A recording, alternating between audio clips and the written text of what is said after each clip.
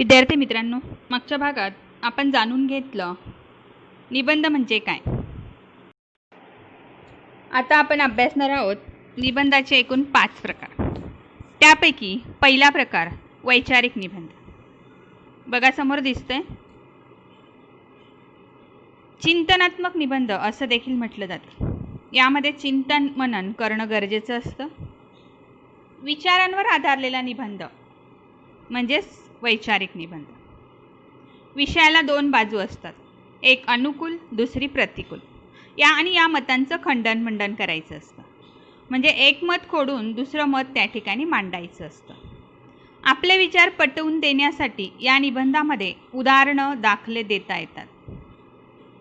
आपल्यासमोर जर एखादी समस्या असेल, समस्या कोणती तर मग लोकसंख्या वाढ, भ्रष्टाचार, प्रदूषण यासारख्या समस्यांवर विचार करून निबंध लेखन करणे आवश्यक असते. यामध्ये मनन आणि चिंतनाचीच गरज असते. वर्णन, कथन, कल्पना यापेक्षा येथे विचार महत्त्वाचा असतो. मग सुरुवात करत असताना पहिले प्रास्ताविक तुम्हाला लिहावं लागेल. विरुद्ध बाजूचं मत मांडा, त्यानंतर ते मत खंडन करून खोडून तुमचं मत मांडा आणि शेवटी निष्कर्ष म्हणजे निर्णय द्या. अशा रीतीने तुम्हाला तो निबंध त्या ठिकाणी लिहायचा असतो. आता मग संगणक साक्षरता काळाची गरज किंवा मग दूरदर्शन वाहिन्यांचा सामाजिक परिणाम, एका उद्योजकाची यशोगाथा. मग उद्योजक कुठलाही तुम्हाला जो उद्योजक आवडेल त्याची यशोगाथा तुम्ही त्या ठिकाणी लिहायची. मग बिल गेट्स झाले, रतन टाटा, धीरूभाई अंबानी, कुठल्याही एका उद्योजकाची यशोगाथा त्या ठिकाणी लिहायची. तसंच स्त्री जन्माला नकार नको. आता मग स्त्री जन्माला नकार नको हा निबंध आपल्याला लिहायचा आहे. मग थोडक्यात तो कसा मांडायचा, तर त्यावर आधारित काही मुद्दे मी तुम्हाला सांगते.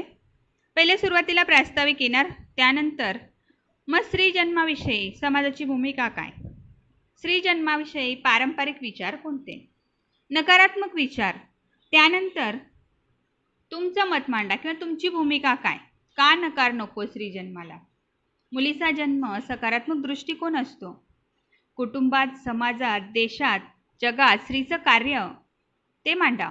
त्यानंतर तिची अनेकविध कार्यक्षेत्र त्या ठिकाणी तुम्हाला थोडक्यात लिहिता येतील. स्त्री पुरुष समानतेचा विचार हा व्हायलाच हवा आणि म्हणून स्त्री जन्म हा हवाच. अशा रीतीने तुम्हाला तो निबंध त्या ठिकाणी या मुद्द्यानुसार थोडक्यात तुम्ही लिहू शकतात. पण प्रत्येकाच्या निबंधात हे आणि असेच मुद्दे येणार नाही, कारण प्रत्येकाचे विचार वेगळे वेगळे असतात. प्रत्येकाची अभिव्यक्ती पद्धत ही वेगळी असते आणि म्हणून प्रत्येकाचा निबंध हा वेगळा वेगळा असतो.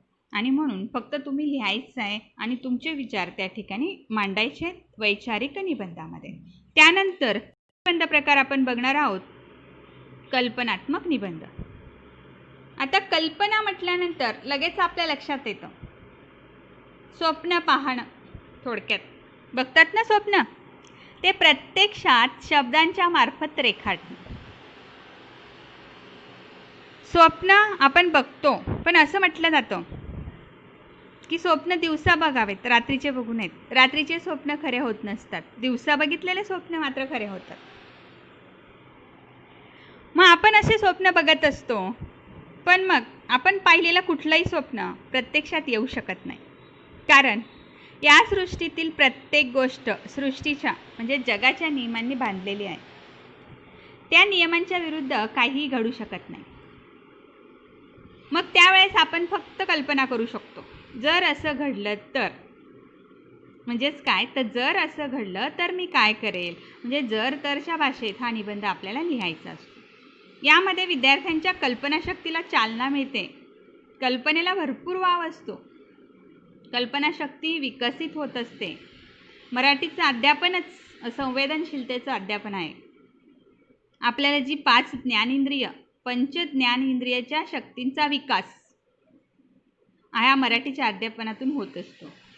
म्हणजेच डोळ्यांना दिसतं ते, कानांना ऐकू येतं ते, माझ्या स्पर्शाला जाणवतं ते, जिभेवर वितळतं ते, या संवेदनांच्या जाणीवेचा विकास म्हणजेच मराठी भाषेचं अध्यापन असतं. कल्पनात्मक निबंधात कल्पनेच्या दुनियेत रमण्याचा रियाज म्हणजे सराव करावा लागतो. तसा तो फारसा अवघड नसतो. प्रयत्नातून तो साध्य होऊ शकतो. एका कल्पनेतून दुसरी, दुसरीतून तिसरी, तिसरीतून चौथी, अशी एकापेक्षा एक सुंदर कल्पनांची साखळी फक्त आपल्याला जोडता आली पाहिजे. आणि जर का ते आपल्याला जमलं तर मात्र आपण तो निबंध खूप सुंदर त्या ठिकाणी लिहू शकतो. खाली निबंध दिलेले आहेत बघा तुम्हाला. मी पाऊस झालो तर, पुतळे बोलू लागले तर, माणूस हसणे विसरला तर, आरसा नसता तर, झाडांना पैसे लागले तर. म्हणजे जर असं घडलं तर काय होईल? मला 10 लाखाची लॉटरी लागली तर काय कराल? तुम्हाला 10 लाखाची लॉटरी लागली तर म्हणजे थोडक्यात काय तर या निबंधामध्ये 10 लाखांचा विनियोग कसा, कोणासाठी करायचा याबाबत कल्पना करायच्या आहेत आणि ते मुद्दे तुम्हाला मांडायचे.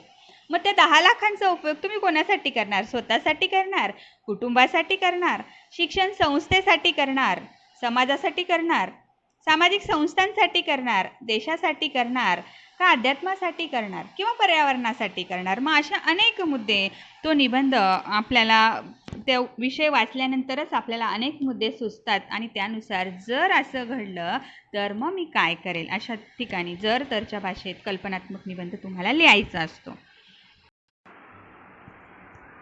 तिसरा प्रकार बघा, वर्णनात्मक निबंध. आता वर्णनात्मक निबंधामध्ये स्थळ, ऋतू, निसर्ग, प्रवास, घटना इत्यादींचं वर्णन, हुबेहूब वर्णन, त्या प्रसंगाचं हुबेहूब चित्र वाचकांसमोर शब्दात रेखाटणं म्हणजेच वर्णनात्मक निबंध. ज्या निबंधात एखाद्या घटनेचे, स्थळाचे, देखाव्यांचे वर्णन केलेले असते त्याला आपण वर्णनात्मक निबंध असं म्हणतो. आपण पाहिलेलं एखादं दृश्य, सहल, सण, ऋतू, निसर्ग सौंदर्य यांचं शब्दचित्र रेखाटलेलं असतं वर्णनात्मक निबंधामध्ये आणि हे रेखाटलेले चित्र वाचकांसमोर हुबे करणं म्हणजे वर्णनात्मक निबंध. आता उदाहरणार्थ निसर्ग सौंदर्य. मग निसर्ग सौंदर्याचं वर्णन करत असताना रम्य पहाट, सायंकाळची शोभा, वर्णनात्मक निबंधात भाषेला अनन्यसाधारण असं महत्त्व असतं. त्यामध्ये भावनांचे, कल्पनांचे, विचारांचे रंग भरणंही तेवढंच महत्त्वाचं असतं. विद्यार्थ्यांकडे सूक्ष्म निरीक्षण शक्ती असायला हवी त्यासाठी, कारण सूक्ष्म निरीक्षण हेच वर्णनात्मक निबंधाचे शक्तिस्थान आहे. मुलांची भाषिक अभिव्यक्ती क्षमता या निबंधातून वाढीस लागते. आपण पाहिलेल्या घटनेचं हुबेहूब वर्णन करणं म्हणजेच वर्णनात्मक निबंध होय.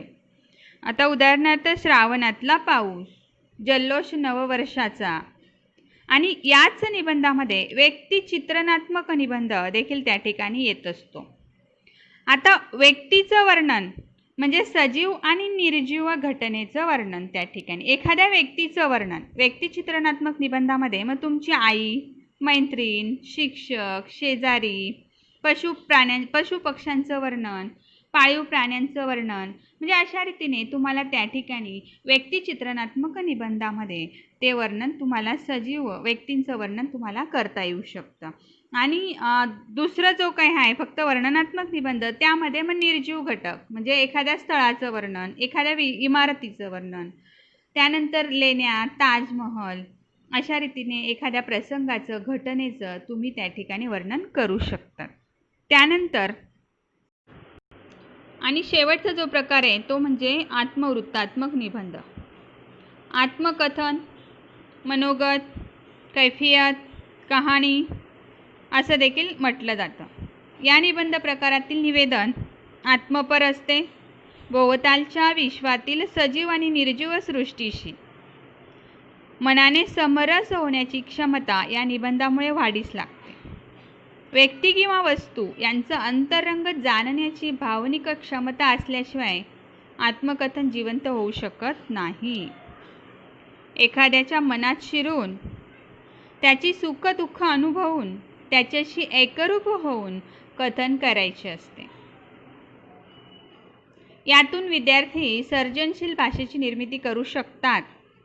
कल्पना, विचार व भावना यांची सांगड घालून स्वतःविषयी लेखन करणे म्हणजे आत्मवृत्तात्मक निबंध होय. फक्त स्वतःविषयी निबंध लिहायचा आहे. आता निबंधाचे नमुना विषय खाली दिलेले आहेत बघा. मी पक्षी बोलतोय मग फक्त पक्षीच त्याचं आत्मकथन किंवा त्या ठिकाणी त्याचीच कहाणी सांगतोय अशा पद्धतीने तो निबंध त्या ठिकाणी लिहायचा आहे. नापास विद्यार्थ्याचे मनोगत, दुष्काळग्रस्ताची कैफियत, बेकार तरुणाची आत्मकथा,